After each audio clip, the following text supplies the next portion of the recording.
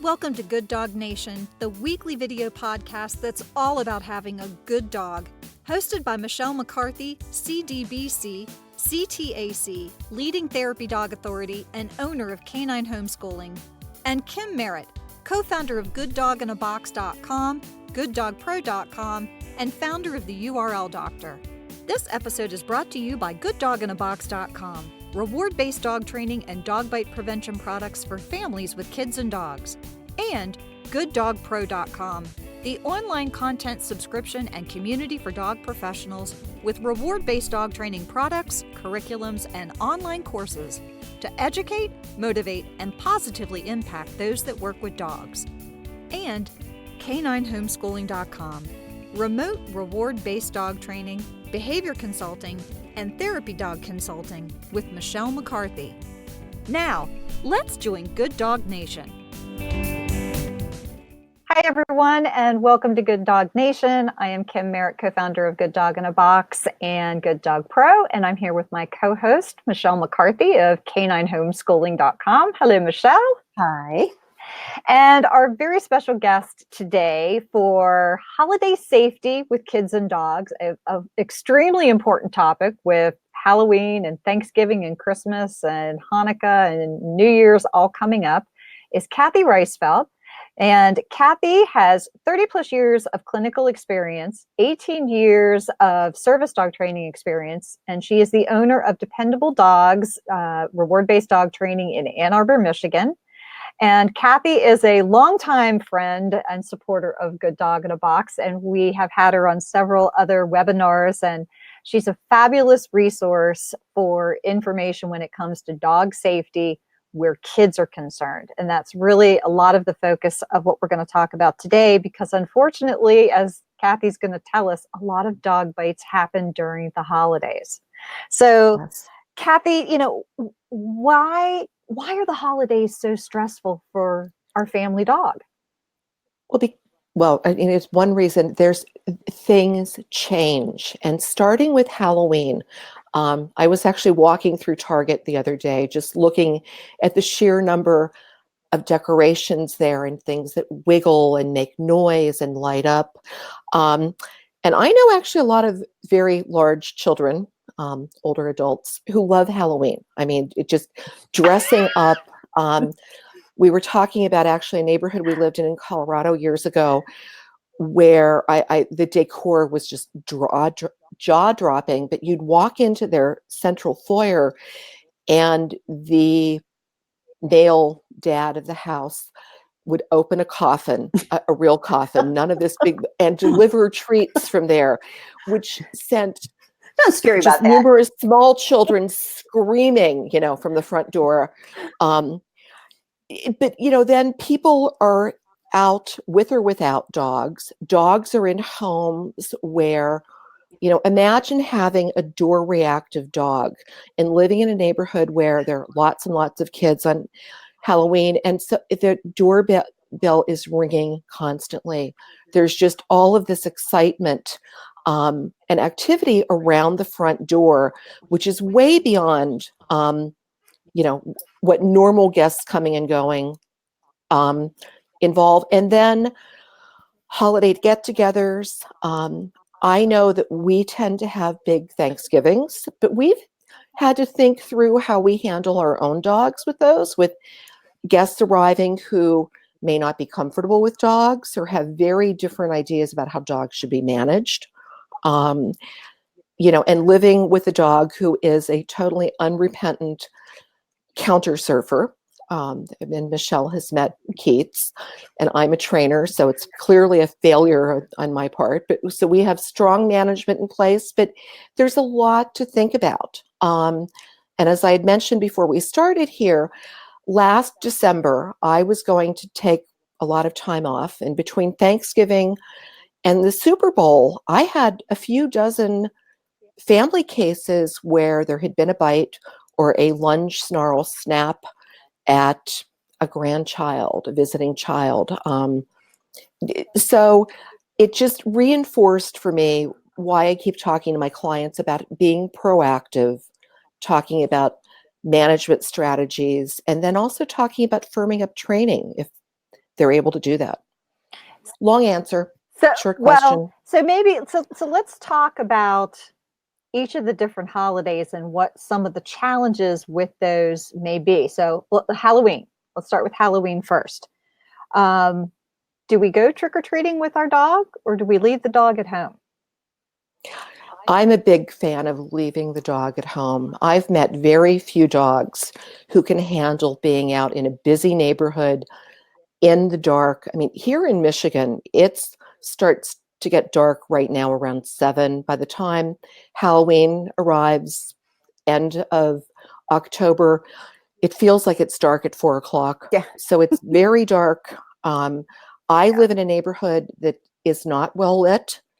And there are dogs in my current neighborhood who are a little worried and reactive to other dogs and kids on their best normal middle of the day scenario. So now add costumes and a lot of kids consuming a fair amount of sugar.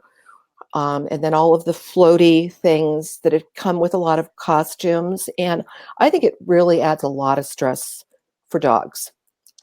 And what is I know part of the fun for trick or treating for some families is dressing up the dog.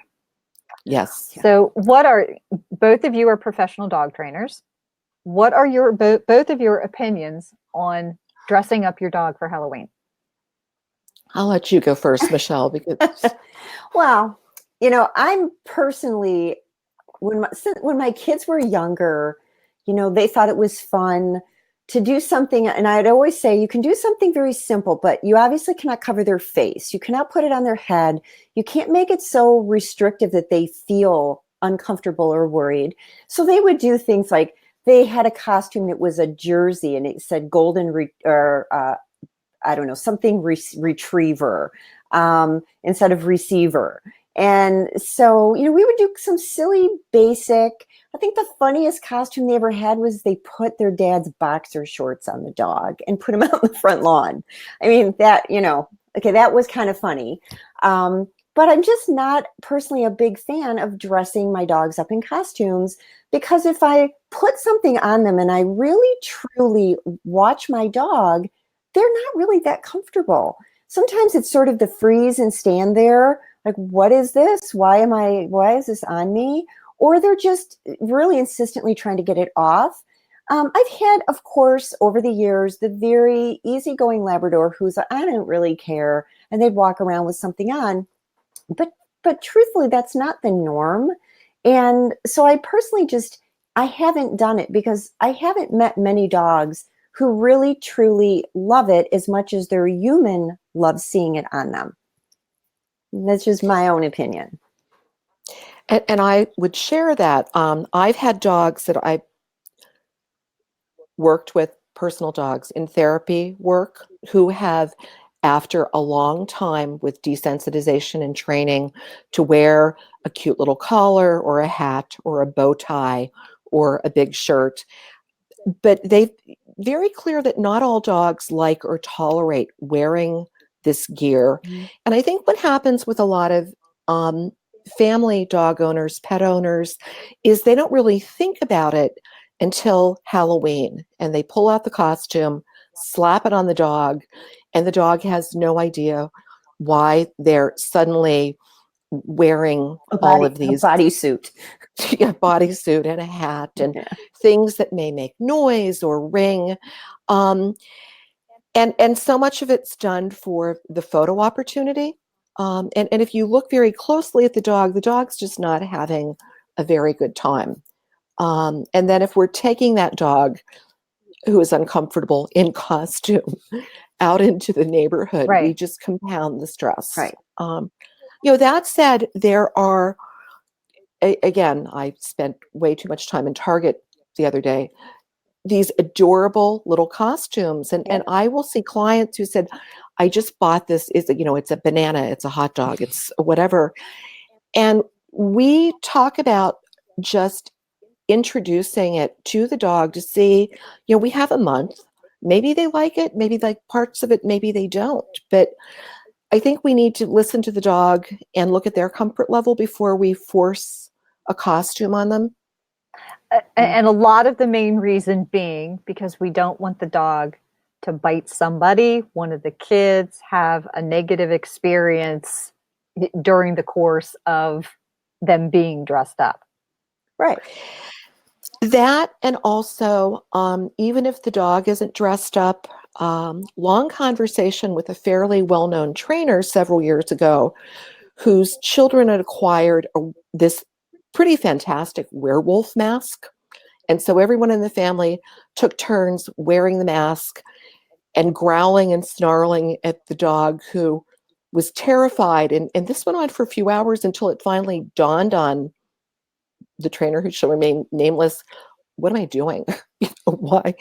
Because, there's this video phenomena in the media that you get views by scaring animals, for ratings and YouTube views, and it's really unfortunate. And if you then, is exactly as you said, pull out the mask the next time and the dog decides to take their own proactive position to bite you before you terrify them again, Right. you've actually created this. Right. So How about we were talking about the trick-or-treating and kids going to the neighbor's house and, all this craziness going on inside to get their candy. How do we manage our dogs with the doorbell ringing nonstop? someone, and I'm trying to remember who came up with the phrase, said no trick-or-treater greeters. So that if you're answering the door, your dog should probably be somewhere else, just because you don't know if your dog may be frightened by whoever is coming to the door. And even if they're lovely children from next door that your dog sees all the time, they look different when they're in costume. And there's often a level of excitement, and the pitch of the kids' voices is up. Dark. Some dogs take it as an opportunity to grab what is ever in your hand to steal. And if you're handing out chocolate, you've got a problem with your dog possibly ingesting candy. But also, if your dog is frightened and decides to bolt, you don't want a loose and lost dog on Halloween. So I'm a big fan of our dogs. Pretty much, if it's just during the day, FedEx, UPS, the doorbell rings and they come to us or they go to their crate.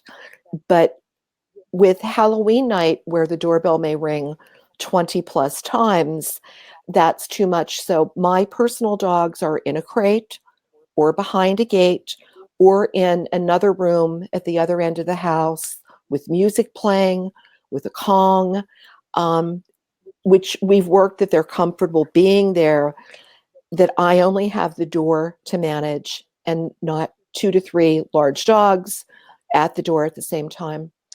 Well, and as a suggestion, when my children were little, and we did this not so much for our dog, we had a Newfoundland when the kids were growing up who was not, luckily, thank goodness, at her size. She was not bothered by the doorbell ringing. But our house you had to go up probably about 10 steps from the sidewalk to get to our front door. So we would always be on the porch or actually down on the sidewalk because of all the steps to greet everybody and to hand out the candy. So the doorbell was never rung. So that may be an option for families as well, that you can actually stand outside and greet the trick-or-treaters and give out candy so that they never have to ring your doorbell, thereby not causing a lot of that doorbell problem for reactive dogs. Well, and I had shared with you, I can hold this up because I don't even remember where I'd found this, but I share this with some no trick-or-treaters. It says the dog is a Halloween nightmare every time the doorbell rings. There you go. Yep. There we go. And with clients that we know have very doorbell reactive dogs, we sometimes will laminate this, hang it up over the doorbell, and then someone is either sitting just inside the door or they're on the porch. Or conversely, the bowl of candy is just outside on the porch, Mhm. and the human interaction is just skipped. But Right. if you have a tricky entrance, I mean, I'm just thinking small stoop, multiple steps down to the street or sidewalk. We also don't need anyone tumbling Falling. down those steps. Right. Yes. Right.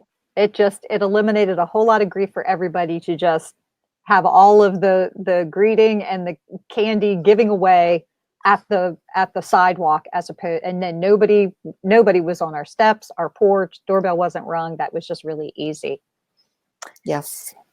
So Cathy, I recently had a client share with me that this Halloween is going to be just the best opportunity to socialize their new puppy. And I know I can hear you cringing through my headphones, because Can you see my face? and it was fortunately, I had a heads up with what they were planning to do, and I had the opportunity to explain to them, why that's really not a good idea. But why don't you elaborate on why that would be a very poor decision to make with a young puppy, of all the ages of dogs, especially a young puppy?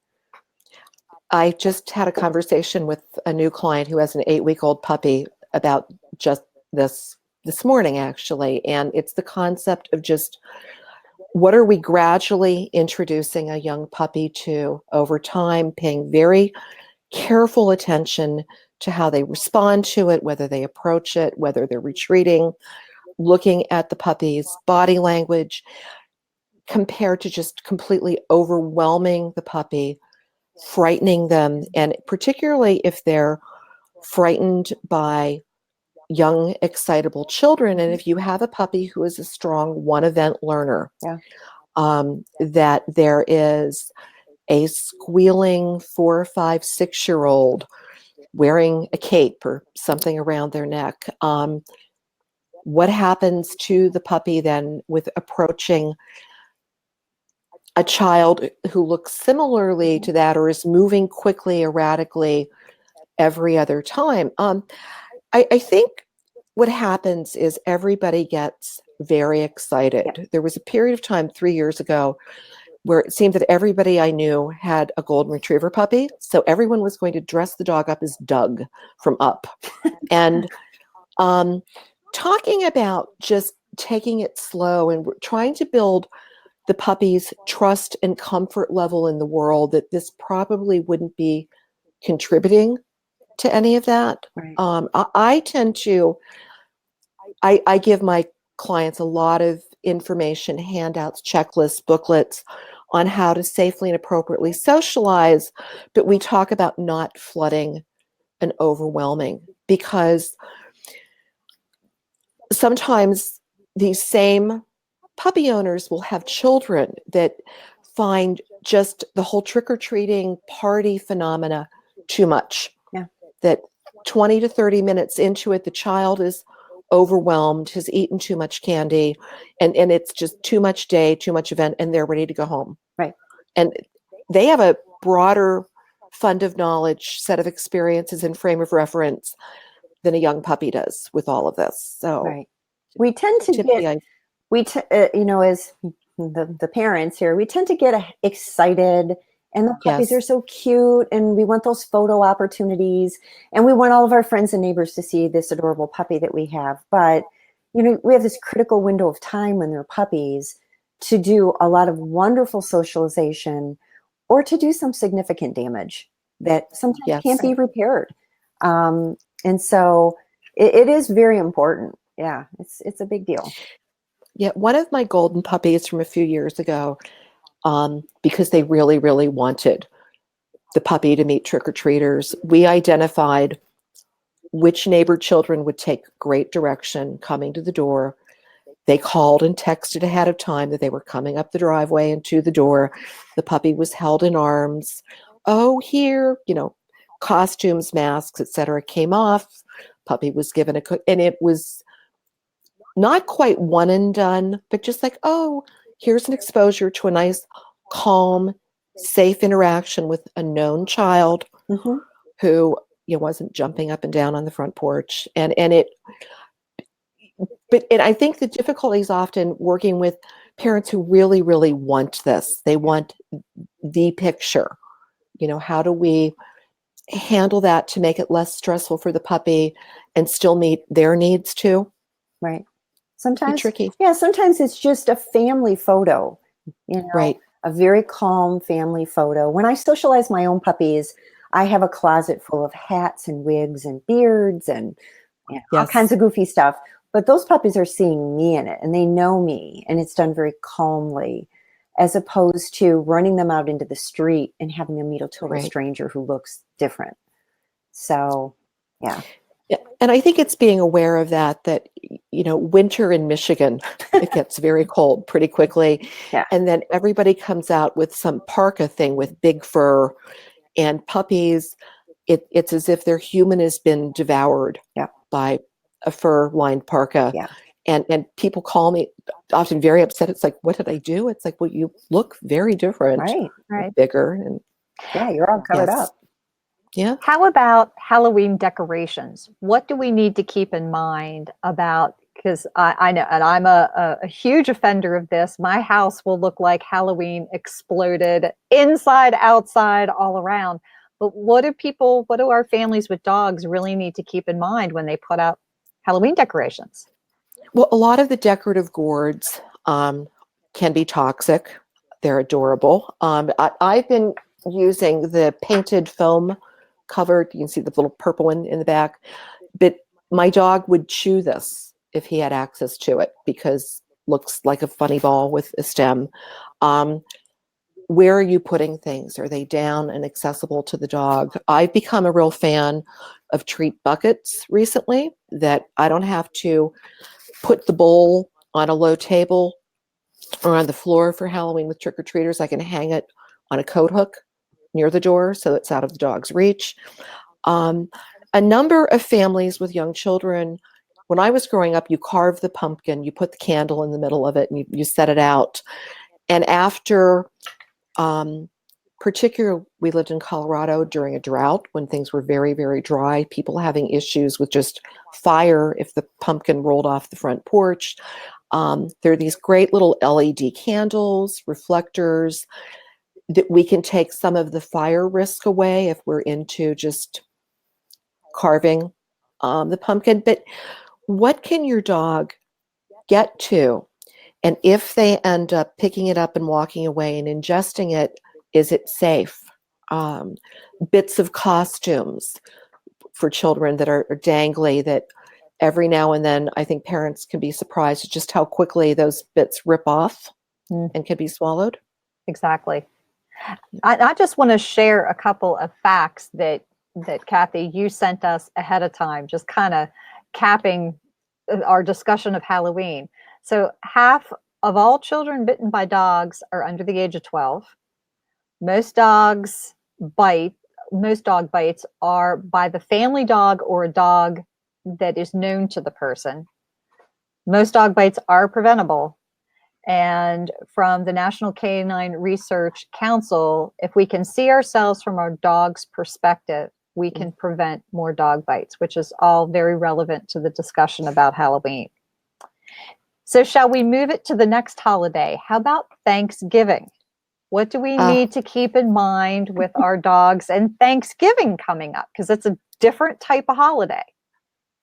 Well, a couple of things. It's just, I mean, I personally love Thanksgiving. At a certain point, it's just food and dinner and gratitude, no cards, no gifts, and we get very involved with dinner preparations and the whole food items list with Thanksgiving running through the December holidays tend to be very rich. They tend to be things that we often don't eat, and we are often putting out this spread to reflect abundance and forgetting what the dog can get into, maybe what the dog shouldn't be eating. There may be more alcohol involved that the dog could get into, or that our dinner guests may be ingesting that changes their behavior in terms of how they're interacting with our dogs. So I think it presents a whole set of challenges. Just people not thinking, going, well, the dog really likes turkey skins and, oh, what's one drumstick, without thinking exactly what GI damage we could be doing to our dogs. People who are into baking, there are a lot more yeasted breads and pastries and just an array of foods that aren't commonly in most of our homes. So when I'm thinking about Thanksgiving, because often the big get together is at my house, I have to really think about who's coming and whether they've spent some time with my dogs, know them, also know what our household routines and rules are, and if the dogs can be part of the group or if they have to be crated in a back bedroom for a significant portion of the get together. And we've had Thanksgivings that have run both ways, and we've also had guests who have come who have been friends of our adult children that I've had to ask very directly, are you comfortable with dogs? How do you feel about have you ever been bitten by a dog? Or if they say they're just fine, kind of explaining how our house works and how we handle our dogs, so that people are not doing inappropriate things with the dog if they feel that the dog is misbehaving. I don't need anybody jabbing my dog in the neck or rolling them, or so that we can be more consistent for them, so that the dogs are comfortable and safe, but also so that all the guests are safe. So do you suggest your family dog participating in Thanksgiving activities and it being allowed to be out and roam around during dinner when everybody's there? Or do you suggest the dog is crated, put in another room? I'm going to give you the dog trainer's response to that, which is it depends. Okay. It depends upon the dog. The dogs who share my home full time right now, one of them does fine at large gatherings. The other removes the napkins from every dinner guest's lap as just sort of this ninja thing. And while it's He's quite amusing, talented. it's yes, it's inappropriate and it's a pain. And so he is always crated. But there are dogs who, and I have a lot of conversations with clients about this, that if they're hosting and people are then staying at their home for a few days, and they kind of know in advance that maybe their house guests aren't the easiest house guests, leaving the dog out of it. Is there a friend that the dog can go spend time at their house because they're having a smaller gathering? Can the dog be boarded? If the dog is comfortable being crated and away in another room already, that's great, but you probably shouldn't plunk them in there Thursday morning, say, see you after dinner, and just hope it works out. There are dogs that I have had and my clients have who make really nice choices about, okay, this is enough for me. I'm removing myself to another room where I have a bed and a space to be, and know that everyone will leave them alone. And there are other dogs who need more assistance to be a part or just not be in the home at all. Not every family get together or set of guests is always easy. And often people who are hosting an event like Thanksgiving, there can be a lot of pressure, particularly if they haven't done it before. Mm-hmm. Yeah. And sometimes the dog is almost like this afterthought of like, oh, what are we going to wait? Now, what are we going to do with you? Right. Um, Right. And the day before is usually a little too late to go looking for boarding. Right. Yeah, that's what, the one thing over the years that I have seen consistently over the holidays is if you have a dog who is a resource guarder, the Yes. holidays can be one of the most dangerous times in your home, because what is worse than having all of these extremely high value foods at your disposal and your guest may not know your dog struggles with? Well, if that drumstick falls on the ground, Fido's going to have a real problem giving that up. And so there's a significant danger for dogs who already struggle with guarding behavior when you throw in all of these high value foods, strangers who don't know your dog, the stress of a party. So, those are the kinds of things that unfortunately people don't realize until they're right in the middle of it.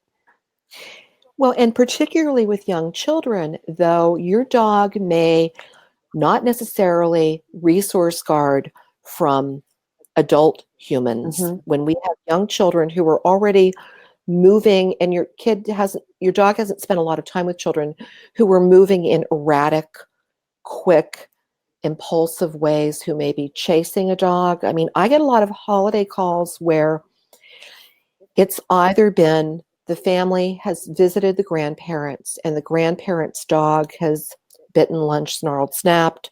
They've taken their dog and it's just too much. Mm. And often what's happened is the dog has attempted to get away, gone under the dining room table, kitchen table, coffee table, and there's kind of a full tilt toddler or preschooler behind them, doggy, doggy, doggy, doggy, doggy, and Yeah. getting right up in their face, and that's when the bite occurs. So it's a combination. Sometimes it's the perfect storm of triggers that have stacked. So I tend to ask retroactively, going, so tell me how many people were at your house? Was any one person? I suggest in family parties like this, whether it is a Halloween party, Thanksgiving, Christmas, Super Bowl party, you're having children come and dogs there. There is one person assigned to watch each dog. That's their only job for the day. If the dog is away and comes out to be walked through the event and out, that person is responsible for the dog and how they interact with everyone else. But also for kids, that there is one person, if possible, assigned to each baby, toddler, preschooler. Where are they? What are they doing? What are they into? What are they climbing on? What are they potentially eating? And then those people are actually then excused from prep and cleanup work, but they're able to provide more one-to-one monitoring, supervision. And it sounds like it's a greater level of vigilance than may be needed. But what we all know is that bites don't come out of the blue. There are things that happen that precede different bites, and people just aren't seeing it because they're not knowing what to look for. And they're also distracted. They're watching the game. They're getting more pie. They're busy arguing politics with whoever, it's there at the table, which they shouldn't do, but they kind of lose the dogs and the kids in the middle of all this. So is there anything different we want to think about with the Christmas, Hanukkah, New Year's, end of the year parties over and above Thanksgiving? I mean, the food and the gatherings, that all applies. Decorations like we put out for Halloween would apply to Christmas. But is there anything different about Christmas and Hanukkah that we should keep in mind? Christmas, Hanukkah, New Year's are inevitably involve more candles. I mean, so you're looking at what a dog or a child can get to and possibly knock over. And then there is always the dilemma of the Christmas tree. And we talked about a photo that I had sent to each of you. We had a friend who used to decorate and host parties that we used to jokingly suggest that she was hosting the Martha Stewart Invitational every year. And then she had children, and then added a cat, and then added dogs. And this is the photo below, what life looked like, because everybody was pulling things off of the tree. The cats, a memorable story, just launched themselves from the landing down a set of steps onto the tree and knocked the whole thing down. That happened. And everything that's generally on a tree like this can really harm a pet or a child if they're ingesting them. Tinsel, these beautiful old glass ornaments. It's just not safe. And it may not be the most attractive thing in the world to put your Christmas tree inside an X pen, but I've done that more than one year. We've gated the dog out of the room that the tree has been in because the prevailing agenda is to keep everyone safe. So yeah, the whole decor just presents a lot of different challenges. Dogs, but I think we have to factor cats in too. There's just more Yes. stuff. Yes. So any final summary of top couple of things that our dog owners, families with dogs and kids want to keep in mind with the holidays coming up? I think that the biggest thing I tell people is be proactive. Think about the dog who lives in your house, and where you think the holiday may present some challenges for them, so that you're not in the middle of it and going, oh, my joke to parents is that we do A, we expect B, we often get R or the number 47. So we need a couple of plans of if the dog can't tolerate being, say, crated in the back room, can they be gated off where they can still see what's going on, be part of it, but not actively engaged in the activity? But I think also knowing that a number of dog owners struggle with these same issues. What I hear a lot from my parents is they feel like they're the only one who has a dog who has a problem. And pointing out where the resources are for them in the form of trainers. I know you've got a lot of great stuff available through Good Dog in a Box. Dog Gone Crazy has really nice checklists and resources. Family Paws has different blogs. So there's information that's really good information out there to help families get through this. And that if you need to do something different that wasn't quite in your vision of how it was supposed to be, the dog really should maybe go board for a couple of days, or you need to bring in someone else to help just with Rover for a day or two, it's okay. I mean, it's better that than having something else happen. Right, exactly. And wonderful, wonderful advice. Cathy, thank you so much for joining us. And thank you. Thank you for being on. Thank you, everybody, for watching. We'll see you next week. Bye-bye. Bye. If you'd like to participate in the rest of today's conversation for professionals who work with dogs and receive continuing education credits from participating organizations for listening, visit gooddogpro.com and subscribe today. Use coupon PODCAST to get 40% off your first month or annual subscription.